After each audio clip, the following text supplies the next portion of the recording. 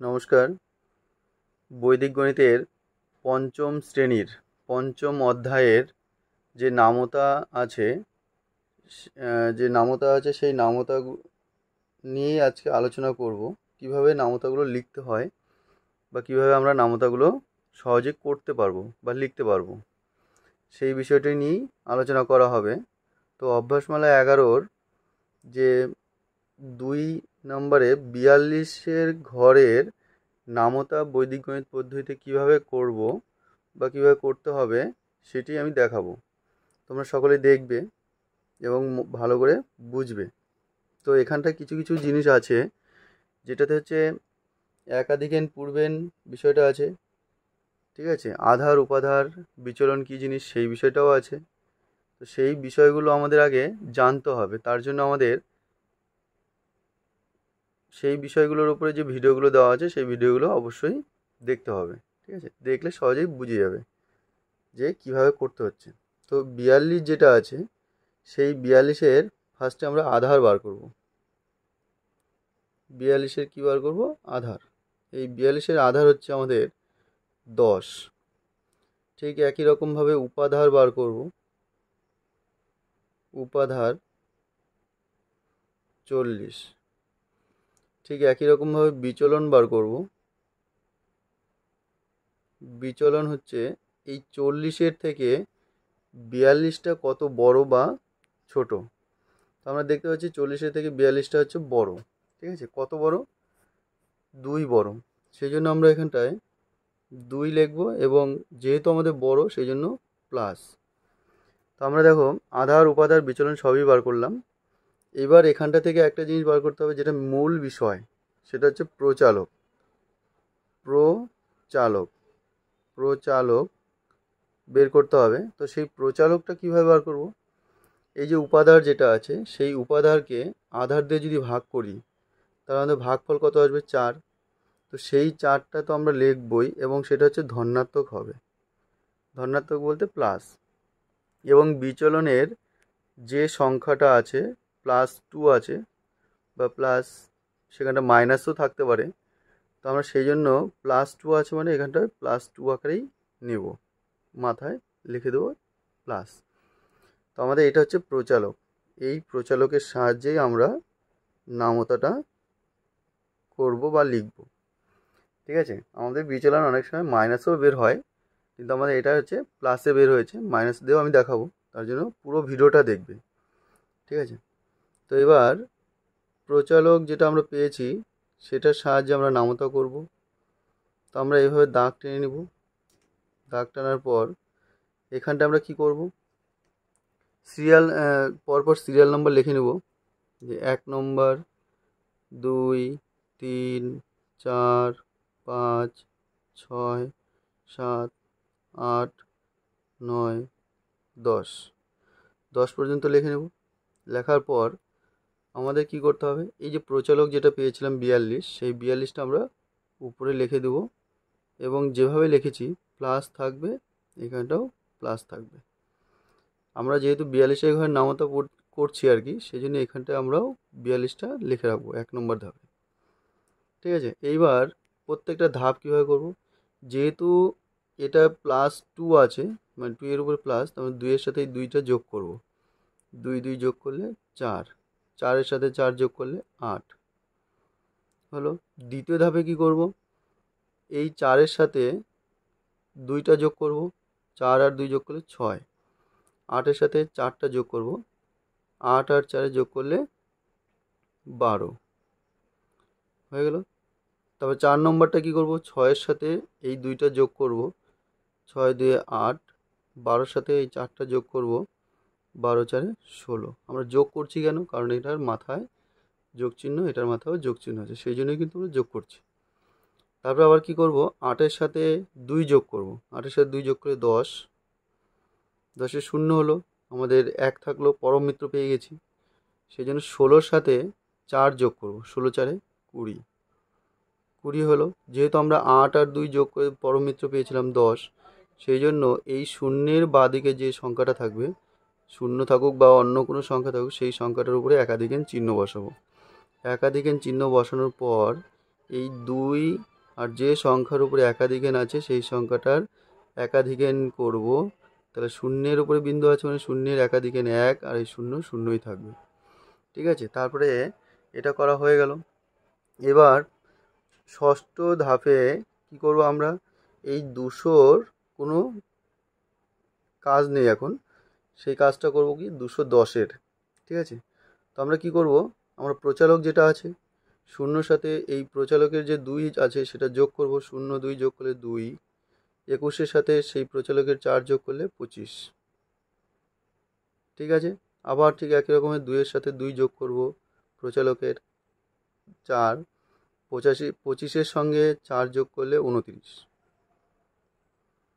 ঠিক আছে, তারপর আবার কি করব, 8 নম্বর ধাপে প্রচালক যেটা আছে 4-এর সাথে সেই 2টা যোগ করব, 6, 29-এর সাথে 4 যোগ করব, 33। ঠিক আছে, 9 নম্বর ধাপে ঠিক একই রকম হবে, 6-এর সাথে 2 যোগ করব, 8, 33-এর সাথে 4 যোগ করলে 37। 10 নম্বর ধাপে কি করব, 8-এর সাথে 2 যোগ করব, 10, ঠিক একই রকমভাবে পরম মিত্র পেয়ে যাচ্ছি 8 আর 2 যোগ করলে, সেই জন্য এখানটা 10-এর শূন্য লিখব, আর যেহেতু আমরা পরম মিত্র পাচ্ছি সেই জন্য 1 আমাদের থাকছে। 37-এর সাথে সেই 4টা যোগ করব, 37-এর সাথে 4 যোগ করলে 41, আর আমরা 8 আর 2 যোগ করে পরম মিত্র পেয়েছিলাম, তার জন্য শূন্যের বাঁদিকে যে সংখ্যা আছে তার উপরে একাধিক n চিহ্ন বসাবো। ঠিক আছে, তো একাধিক n চিহ্ন বসানোর পর কি লিখব, 4 4ই থাকবে, যে সংখ্যার উপরে একাধিক n আছে সেই সংখ্যাটার একাধিক n হয়ে যাবে, আর শূন্য শূন্যই বসবে। এখানটায় একাধিক n কী জিনিস সেটার উপর ভিডিও দেওয়া আছে, দেখে নিও তোমরা, তাহলে আরও ভালো মতো বুঝতে পারবে। ফার্স্টে যেরকম বললাম আধার উপাধার বিচলন কী জিনিস তার উপরেও ভিডিও দেওয়া আছে। এটা হচ্ছে আমাদের দুটা প্রচালকের মান যদি ধনাত্মক হয় তাহলে আমাদের এইভাবে নামতাটা আসবে। ঠিক আছে, এবার আমি একটা ঋণাত্মক দিয়ে করছি, সেটা হচ্ছে কি, অভ্যাসমালা এই 11-রই 4 নম্বর অঙ্কটা দেখব। 4 নম্বরটা কি বলছে, 58।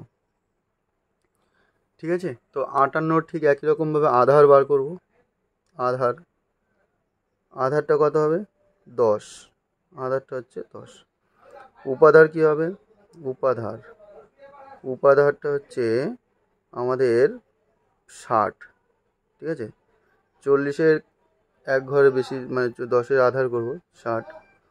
তারপরে করব কি, যে বিচলন বিচলন বিচলন করব। বিচলন হচ্ছে 60-এর থেকে 58 ছোট না বড়, 60-এর থেকে 58 ছোট আছে। ঠিক আছে, তো কত ছোট, 2 ছোট, সেই জন্য -2। ঠিক আছে, তাহলে বিচলন কিন্তু এটা আমাদের ঋণাত্মকে চলে আসলো। ঠিক আছে, বিচলনটা কি আসলো, ঋণাত্মক। তাহলে এইবার প্রচালকটা কি আসবে আমাদের, প্রচালকটা আসবে আমাদের, যেহেতু আধার উপাধারকে দিয়ে যদি ভাগ করি, আধার দিয়ে উপাধারকে, তাহলে আমাদের ভাগফল আসবে 6। তাহলে সেই 6টা আমাদের প্রচালকে থাকবে এবং সেটা হচ্ছে ধনাত্মক। আর বিচলনে কিন্তু আমরা -2 পেয়েছি, সেই -2 থাকবে। ঠিক আছে, এইটা হচ্ছে প্রচালক। এই প্রচালকের সাহায্যে আমরা নামতাটা করব, 58 ঘরের নামতাটা।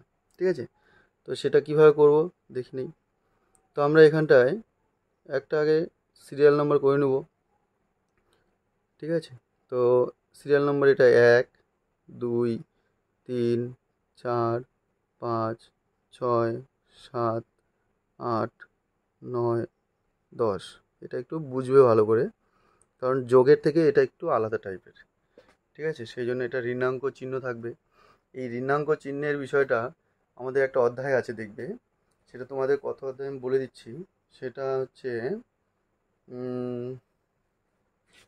5ম শ্রেণীর বইয়েরই 3য় অধ্যায়ের আছে, সেই 3য় অধ্যায়ের নিয়মেই কাজ করতে হয় মাঝখানে। তো সেটা বলছি কখন, সেটা আগে আমরা এটা করি, আগে যখন আসবে সেই বিষয়টা তখন বলবো। তো এটা ঋণাঙ্ক প্রচালক কত আসছে, 62, এবং 2-এর উপরে মাইনাস চিহ্ন আছে, 6-এর উপরে প্লাস চিহ্ন আছে, মানে ধনাত্মক এবং ঋণাত্মক। ঠিক আছে। তো এবার যেহেতু আমরা 58 ঘরের নামতা লিখছি, তো 58টা আমরা এখানটা একবার লিখে নেব। ঠিক আছে, তাহলে আমরা সমস্ত কিছু সাজিয়ে নিলাম। এবার আমরা শুধু কি করব, প্রচালকের যে চিহ্ন আছে সেই চিহ্ন হিসেবে আমাদের কাজ করতে হবে। 8 থেকে 2 বিয়োগ করব 6, 5 আর 6 যোগ করব 11। তারপরে আবার ঠিক একই রকমভাবে 6 থেকে 2 বিয়োগ করব 4, 11 সাথে 6 যোগ করব 17, 4 থেকে 2 বিয়োগ করব 2, 17 সাথে 6 যোগ করব 23, 2 এর সাথে 2 যোগ 2 এর সাথে 2 বিয়োগ করব, যেহেতু আমাদের 2 এর উপরে ঋণাঙ্ক চিহ্ন আছে, 2 থেকে 2 বিয়োগ করলে 0, 23 এর সাথে 6 যোগ করলে 29, যেহেতু আমাদের 6 এর উপরে যোগ চিহ্ন আছে। ঠিক আছে, এইবার হচ্ছে যে বিষয়টা, সেটা হচ্ছে আমাদের এই যে 0 আর 2 যেটা আছে, 0 আর 2 এর উপরে ঋণাঙ্ক চিহ্ন আছে, এই জায়গাটায় আমাদের কাজ, এই জায়গাটা আমাদের খেয়াল রাখতে হবে। সেটা কি, 0 থেকে 2 বিয়োগ করলে 2 আসবে এবং সেটা ঋণাঙ্ক চিহ্ন হিসেবে বা ঋণাত্মক চিহ্ন হিসেবে। তারপরে আবার কি করব, 29-এর সাথে 6 যোগ করব, সেটা কি হবে 35 হলো। এবার এটা যেহেতু আমাদের ঋণাঙ্ক চিহ্ন হলো, এবার কি করব, এই সংখ্যাটার চরম অঙ্ক কোনটা? ঠিক আছে, চরম অঙ্ক হচ্ছে, আমরা জানি কি, সেটা আমরা সবাই ক্লাস 3-তে করেছি। তারপর যদি না মনে থাকে, তার উপরেও ভিডিও দেওয়া আছে, তোমরা দেখবে ভিডিওটা, তাহলে বুঝে যাবে চরম অঙ্ক কী জিনিস। তো এটাকে আমরা চরমম দশত করব, যেটার উপরে দাগ দেওয়া আছে বিয়োগ চিহ্ন বা ঋণাঙ্ক চিহ্ন, সেটাকে আমরা চরমম দশত করব। তার মানে এই সংখ্যাটা 10 থেকে আমরা বিয়োগ করব, চরমম দশত। ঠিক আছে, আমরা দুরকমভাবে সাজাতে পারি, এরকমভাবেও সাজাতে পারি, অথবা আমরা ডাইরেক্ট মাইনাস আকারেও সাজাতে পারি। 8, ঠিক আছে, কারণ এখানটায় কী করে হলো 8 কী করে হচ্ছে, কারণ এটার উপরে ঋণাঙ্ক চিহ্ন আছে। এটা এভাবে করলেও করা যায়, অথবা আমরা 10 বিয়োগ হচ্ছে 2 সমান হচ্ছে 8, এভাবে করলেও করা যায়। ঠিক আছে, তো আমরা দুরকমভাবেই করতে পারি, যার যেটা সুবিধা হবে সে সেভাবে করবে। তো এবার এটার চরমম দশত করে যেটা পেলাম আর কি, সেটা আমরা এখানটায় লিখব।